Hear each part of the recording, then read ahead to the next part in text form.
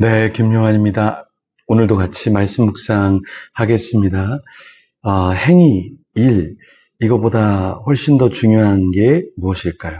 오늘 본문 4장 5절에서 8절 말씀 중에 이 행위에 대한 말씀이 나오는데요. 오늘 읽지는 않겠지만 2절 말씀, 4장 2절에 행위와 4절의 일, 이 두 단어는 사실 같은 단어입니다. 행위도 work라는 일이고 일도 work라고 하는 행위를 포함하고 있죠. 그런데 4절에서 행위로 의로워지는 것이 아니다, 이렇게 이야기를 하고 있는데요. 이 대표적인 실례가 무엇이냐면 바울이 예를 드는 것이 바로 가인의 예입니다.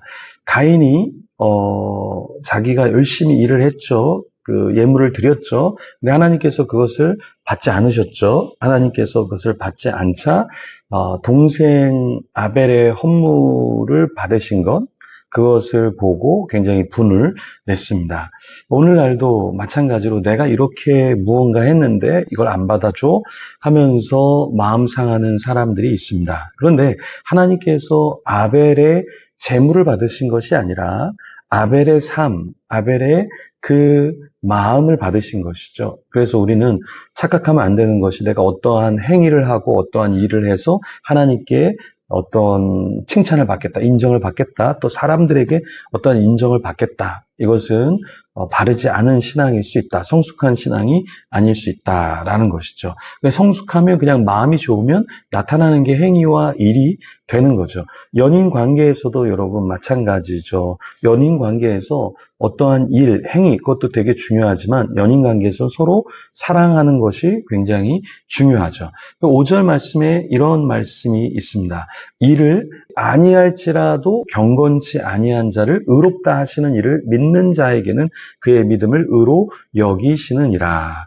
이를 하지 아니할지라도 경건치 아니한 자를 의롭다 하시는 그 하나님. 그 하나님이기 때문에 우리가 그 주님을 믿고 또 그 주님은 우리를 의로 여겨 주시는 것이죠. 그러니까 행위, 일, 그런 것이 받침이 아니라 경건한 삶이 필요하지만 그 경건한 삶 때문에 우리가 구원을 받는 것은 아니잖아요. 그래서 사도 바울은 오늘 우리에게 무엇을 알려주냐면 5절에 일을 하지 아니할지라도, 그러니까 일이 안 좋다라는 것이 아니라 일을 한다고 해서 내가 무엇인가를 얻을 수 있다라는 생각을 해서는 안 된다라는 거예요. 그래서 일 중심적이면 안 된다, 이런 말이죠.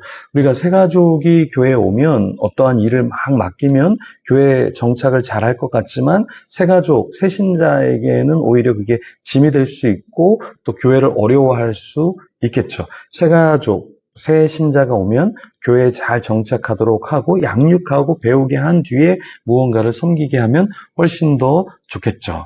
그래서 어떤 목사님들은 교회의 일보다는 이제 교회 안에 들어왔을 때 좋은 양육을 받고 또 사람들하고 친할 수 있도록 많은 노력을 하죠. 그런데 그게 조금 더딘 것 같지만 오히려 더 믿음의 성숙을 갖게 하고 나중에 교회를 더 열심히 섬길 수 있는 것이다 라는 것이죠.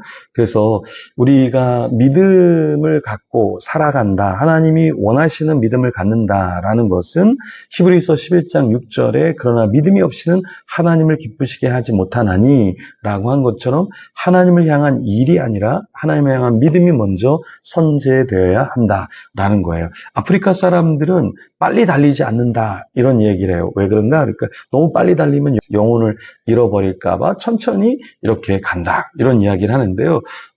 주는 메시지가 있죠. 무엇입니까? 우리가 하나님보다 더 열심히 내가 달려서 무언가를 앞지르는 게 중요한 게 아니라 하나님과 동행하는 것도 또 주위 사람들과 함께하는 게 굉장히 중요하다라는 메시지를 담고 있는 거죠. 일을 하지 아니할지라도 의로 여기시는 그 주님. 이것이 좀 유대인들에게 굉장히 낯설게 여겨졌을 거예요. 왜냐하면 그 당시 유대인들은 율법을 열심히 지켰잖아요. 종교적인 행위를 했잖아요. 그런데 그런 걸 안 해도 의롭게 여겨주신다? 이게 지금 우리에게는 굉장히 와닿는 말이지만 이 유대인들에게는 조금 이상한 거예요. 내가 열심히 해서 하나님께 칭찬을 받고 율법의 의를 이루어야 되는데 그렇게 하지 말라고 유대인들은 이게 굉장히 받아들이기가 어려운 개념이었을 것입니다. 근데 이런 개념이 머릿속에 없기 때문에 그런 거예요. 한국인이 헬라어를 배울 때 되게 어렵습니다. 라틴어를 배울 때 굉장히 어려워요. 왜냐하면 라틴어나 헬라어에는 성수격이라는 게 있어요. 남성, 여성에 따라서 이제 다르게 단어를 사용을 하고 복수와 단수에 따라서 다르게 말을 하죠. 우리는 이런 걸 좀 무시하고 막 쓰는 편이에요.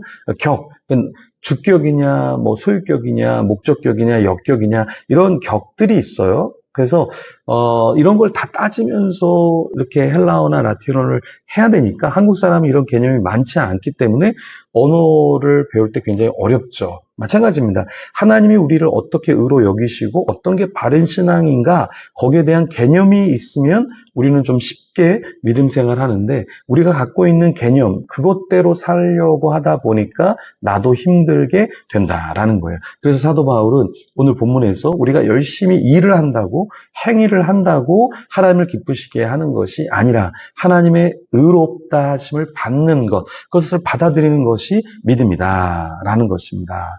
그래서 사도 바울은 5절에 경건치 아니한 자를 의롭다 하시느니 그분이 하나님이다라는 거예요. 그래서 다윗 같은 경우도 로마서 4장 6절에 이것은 또한 다윗이 행위가 없어도 하나님께서 의를 인정하시는 사람의 복된 일을 묘사하여 4장 7절에 이르되 자기 불법들을 용서받고 자기 죄들이 가려진 자들은 복이 있으며 이렇게 다윗도 결국에는 어떤 행위가 없는데 하나님께서 그를 인정하셨다라는 이 말씀. 그러니까 여전히 우리도 어떻습니까?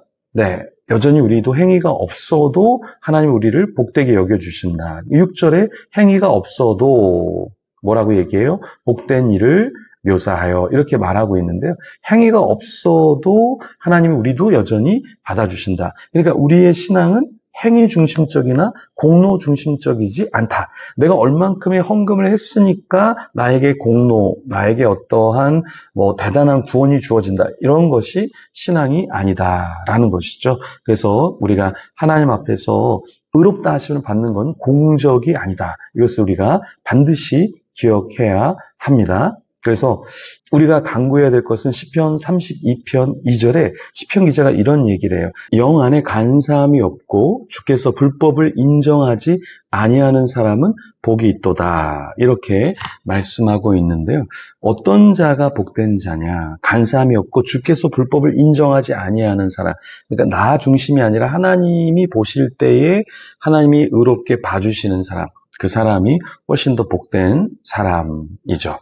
자, 7절에 보면은 자기 불법들을 용서받고 우리가 신앙생활하는 것은 내가 스스로 나의 죄를 용서하는 것이 아니라 용서받는 것이죠. 그리고 자기 죄들이 가려진 우리의 죄가 가려지는 것이 훨씬 더 중요하다. 아담도 죄를 짓고 어떻게 됐습니까? 하나님이 용서해 주셨죠. 그래서 창세기 3장 21절에 보면 주 하나님께서 또한 아담과 그의 아내에게 가죽옷을 만들어 입히시니라. 하나님이 입혀주시는 거죠. 그렇죠? 이렇게 우리는 어떠한 행위나 삶이 아니라 하나님께서 의롭게 여겨주시는 것. 이게 굉장히 중요하다. 그렇다고 우리가 구원파처럼 그냥 한번 구원받았으니까 막 살라는 말은 아닙니다.